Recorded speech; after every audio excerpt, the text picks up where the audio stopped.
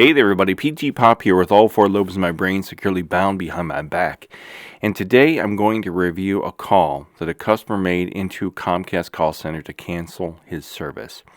This customer's name was Ryan Block, and this call is pretty old. This is about 8 years ago, but it went viral because the retention specialist that took Mr. Block's call was unrelenting in trying to save him. So I'm going to go over that today. Now, today's video, I got this idea from one of my subscribers named Jessica. Jessica Hart writes to me, and she says, "Hi PTPOP, could you make a video about the Comcast call with Ryan Block? The CSR was twisting the man's arm not to get him to cancel services. Would love to hear your opinion on how that call was handled. Love your videos." Well, Jessica, thank you so much for the idea and for the suggestion, and thank you for watching. I'm glad you like my videos. I had never heard of Mr. Ryan Hart. Ryan Hart. If I said Ryan Hart, I meant Ryan Block. I know where I got Ryan Hart from. But Ryan Block, I'd never heard of this call. Unfortunately, I've heard of Comcast because I've had similar experiences with Spectrum that this gentleman had with Comcast. Now, for those of you that don't know, anytime you call into a call center to cancel your utility, especially the cellular service, or you call in to cancel your cable, you get transferred to what's known as retention specialist, and the retention specialists are in a separate department from customer service, and their primary goal and their objective is to try to save as many people as possible. They're not there to help you disconnect. They're there to try to keep you from disconnecting.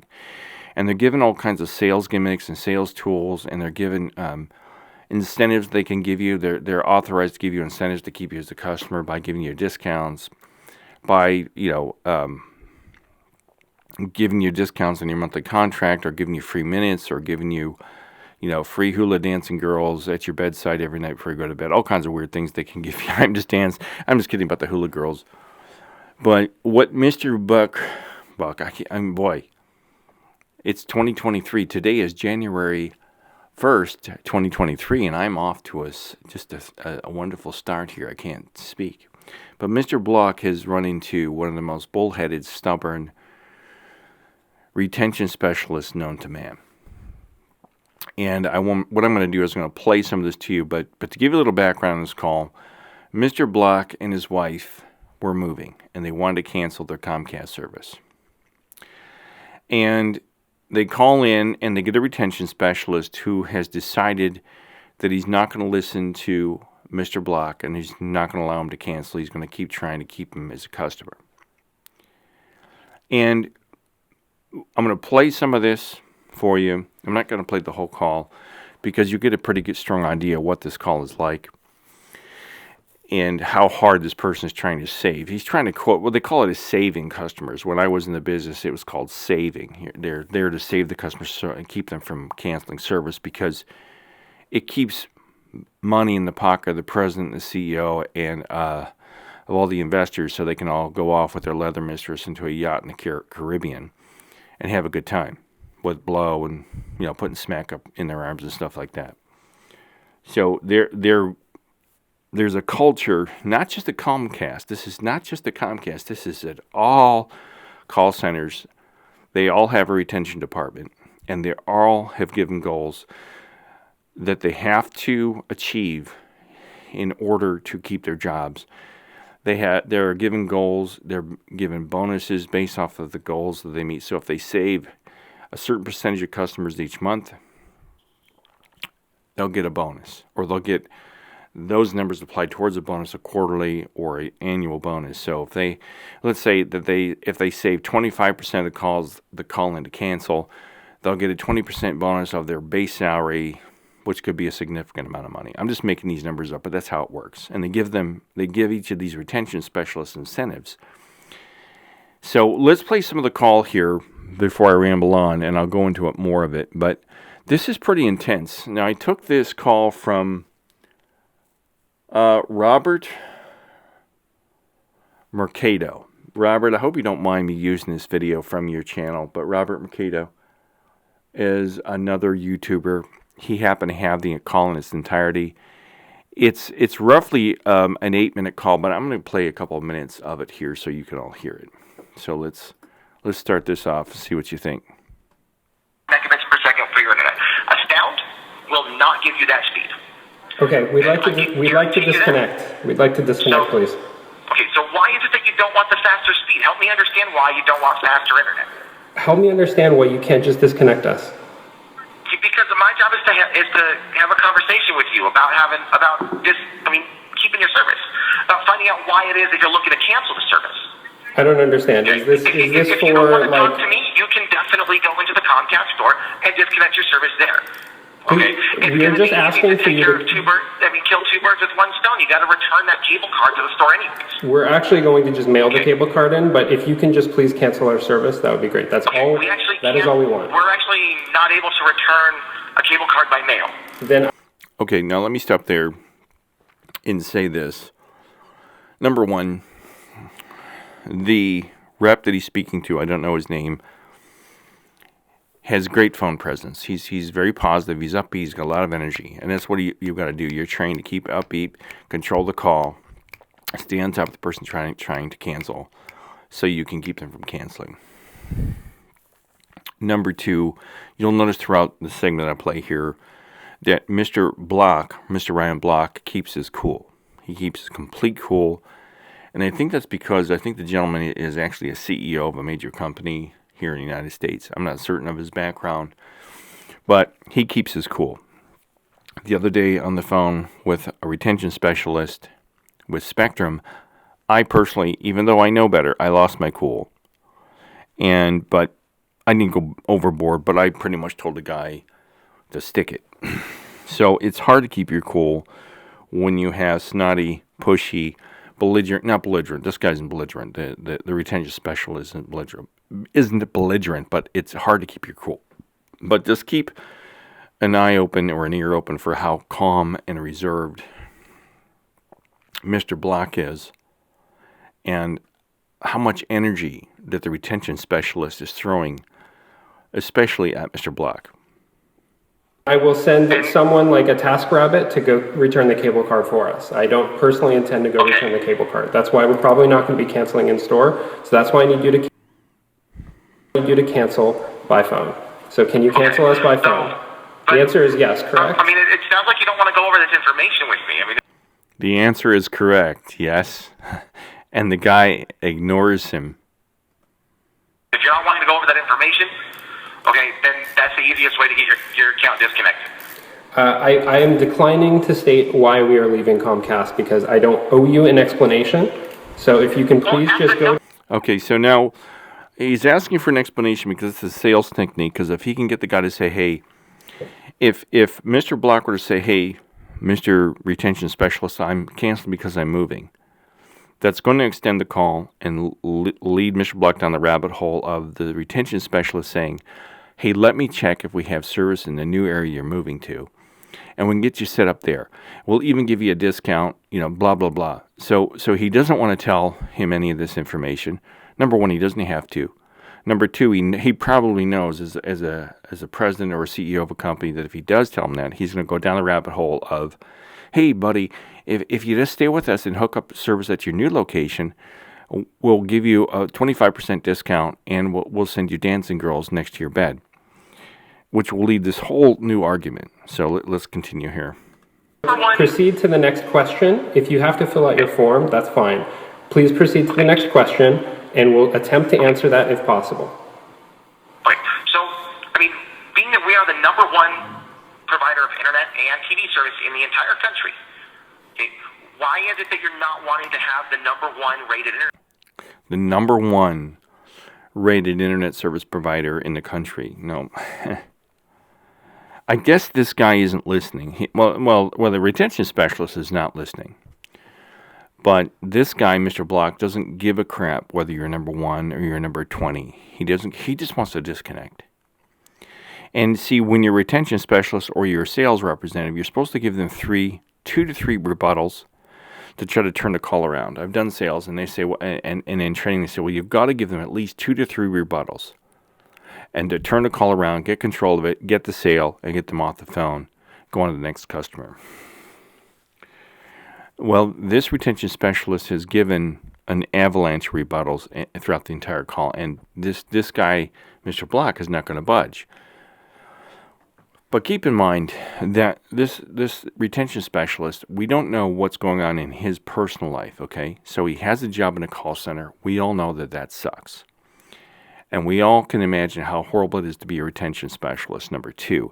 Number 3, he's given these unrelenting, unrealistic goals to achieve on a daily basis that he has to make or he's going to lose his job. So he's got a manager that sits down with him on a weekly or a monthly or a quarterly basis and says, hey, Mr. Retention Specialist, you didn't try hard enough in your last call. If you just try a little bit harder, you're going to get that bonus. And if you get that bonus, you're going to be able to buy that car, or you're going to be able to buy that new crib for your new baby boy, or whatever it happens to be. This guy might have a new kid at home. This retention specialist may have a new wife, a new husband. He may have something in his life that really is weighing heavy on his mind, and he's desperate to make the extra money. It's a very bonus-driven environment, a very goal-driven environment. And if he doesn't make these goals, he's going to lose his job. He's going to get written up. If he gets written up, he can't post out for a new shift. He can't post out for a new position. He can't get the bonus. So I'm trying to look at it from both. I've been on both sides. I've never worked in retention, but I've been on both sides of it, where I'm the angry customer like I just was with Spectrum, but I've also been the guy trying to save somebody. And they tell you when they hear the call, they're like, "Oh, you should have tried harder. You should have pushed harder. You should have been a little bit more aggressive, and you could have saved that customer." So let me go back here and see what he's saying now. Service, number 1 rated TV service available. I'm declining to state we're switching providers. Can you please go to the next question? Okay. So what is it about us towns that's making you want to change to them? I'm declining to state. Can you please go to the next question so we? Now, he keeps saying, go to the next question. So Mr. Block must be very aware of the internal processes of a call center. So he must be very aware that the guy's running through a script. He has procedures to follow, and he's aware of it. So this is a very educated customer. From what I've researched about this guy, he's a CEO or something of a company. So he's educated. He knows the bullshit behind the scenes. Can cancel our service.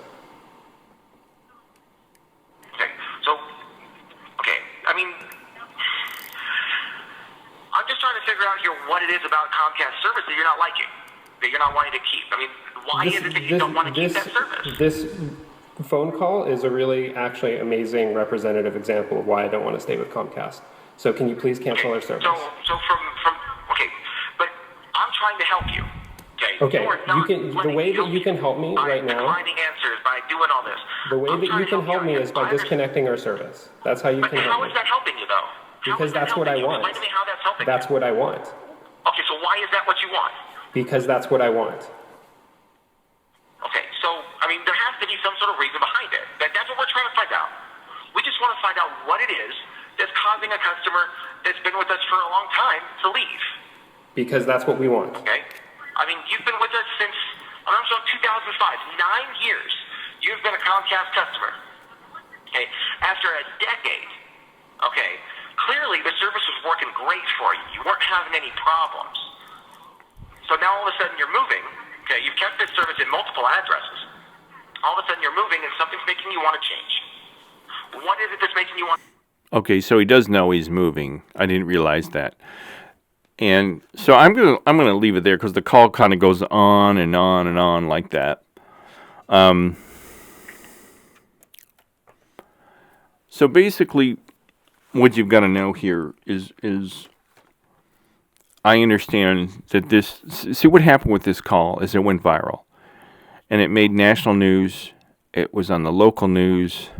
I don't know what happened to the representative. I think the representative was disciplined, or the retention specialist was disciplined, or he may have been let go of his job. This went all the way to the top of Comcast, and it really shook things up at Comcast. But what you have here is you have a cultural thing that is being, you have a cultural thing that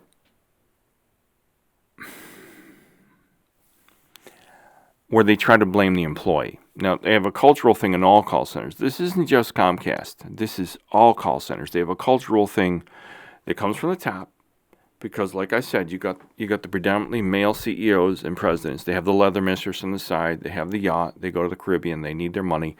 They need to make their investors and their board of directors happy, so they have to make all these numbers. And what they do is they push these unrealistic numbers and expectations down and down and down to the very bottom, because the call center is the very bottom of the org chart. The call center reps are they're probably lower than the janitor that sweeps the floor. And so they push these unrealistic goals on these guys and gals on the call center floor to meet these goals so they don't lose customers. If you don't lose customers, you retain them. They incentivize these retention specialists by giving them bonuses and giving them raises and giving them new shift bids, giving them all kinds of things so they won't lose customers, because the customers are why they're in business. So there's a cultural thing going on here at Comcast, but it's not just Comcast. This is all call centers across the board. This is Wells Fargo, this is Verizon, this is Comcast, this is Spectrum. This is your mom and pop bank down the street that has a small call center. This is every call center around the globe. The call centers in India, the call centers in the Philippines, the call centers here in the States.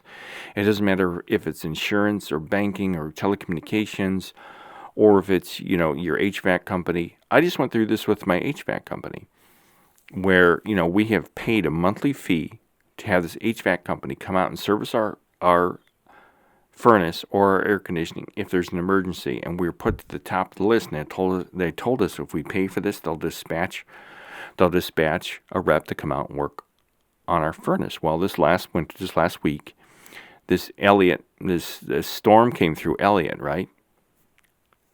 And it went down to -5 degrees. It's 5 degrees below zero. And our furnace conked down. Our furnace basically was blowing cold air. They called the toll-free number, the emergency number, and they said, "Sorry, sir, we've got hundreds of calls, we can't get to you." Basically, that's what they said. And we waited 3 or 4 days. These guys didn't show up for like 5 days. And it was too late. We'd already sat in the house with space heaters and freezing cold with our dog and wondering if we're going to freeze to death, yada, yada, yada. But these call center reps didn't know what to say to us. I knew that. But anyway, so this is a cultural thing, not just with Comcast. And see, what happened with this call is it went viral, and it got national attention. Comcast got thrown under the microscope and drug out in front of everybody as if they're the bad guys. And see, I know more about this than I want to let on, because I know a lot about telecom, and telecom is a dirty, nasty, filthy, gut-wrenchingly cutthroat business.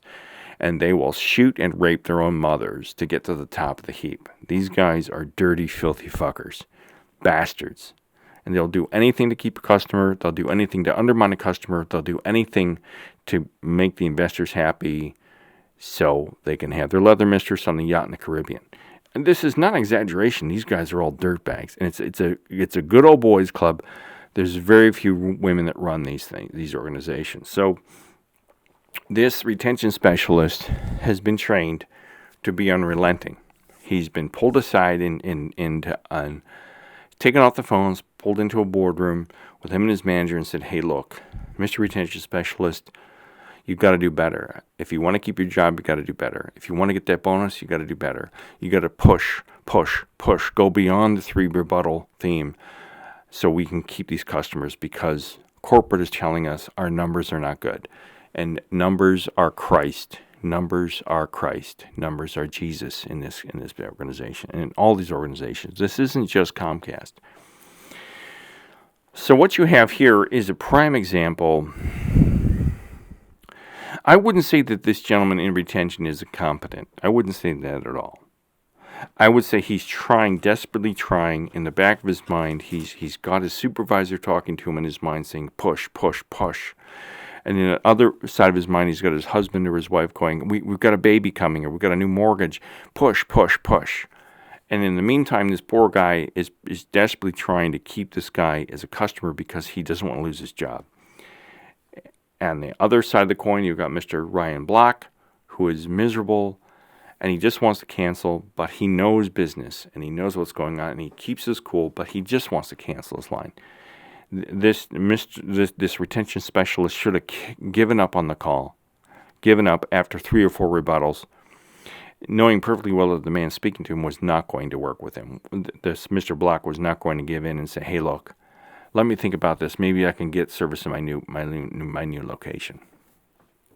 So, actually, this call is a great example of both sides of the coin. If you want to know the truth, it's a great example of.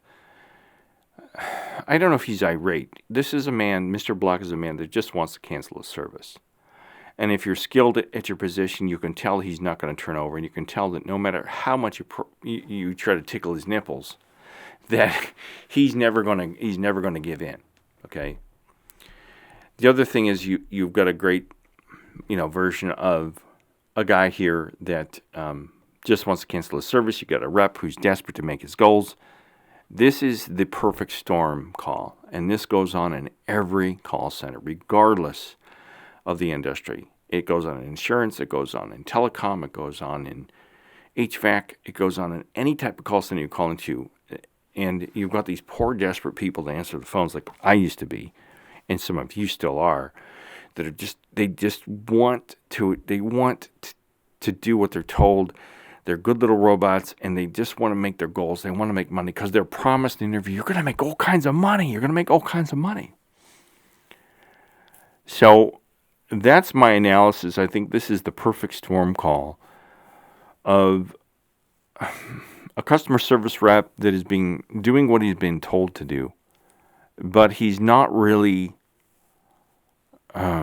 He's being overzealous, way overzealous. He should have let the guy out minutes ago. And I've only listened to, right now, you and I've listened to like 3 minutes of an 8-minute call, and the call was actually 20 minutes. So what was published nationally was only like 8 minutes. We've listened to 3 minutes and 13 seconds of it. So you have a CSR or a retention specialist that has gone way above and beyond. I don't know if he lost his job. At the end of the call, Mr. Block gets his account canceled, and he gets what he wants. So the basic thing here is that it's a dirty business, call center business, and the telecommunications industry is dirty, cutthroat business. And what you heard here is a prime example of a desperate customer service rep or a retention specialist trying to make his goals, trying to please his boss, trying to please the CEO with a leather mistress with a yacht in the Caribbean. And he'll never do it. He'll never please them. The guys at the top don't even know who he is. They do now. I don't know if he kept his job. He should keep his job, I would think, because he's doing what is told. He probably has some maniacal Nazi supervisor with a riding crop in his or her hand saying, push harder, you must please the Führer. You must push harder, And because his supervisor is being pushed to meet the goals, and it's this horrible situation. So there you have it. That's Ryan Block's call with Comcast. And, Robert Mercado, thank you for letting me use your video. If you don't like it, just tell me to go stick it or something. I don't care. But the call center business is a horrible, horrible, horrible, dark, insidious place. And you don't want to work there. If you're thinking about it, don't do it. Stay far, far away from working in a call center unless you're like this close from being homeless. So I'm PTPOP. I'm signing off. Have a great new year. Bye.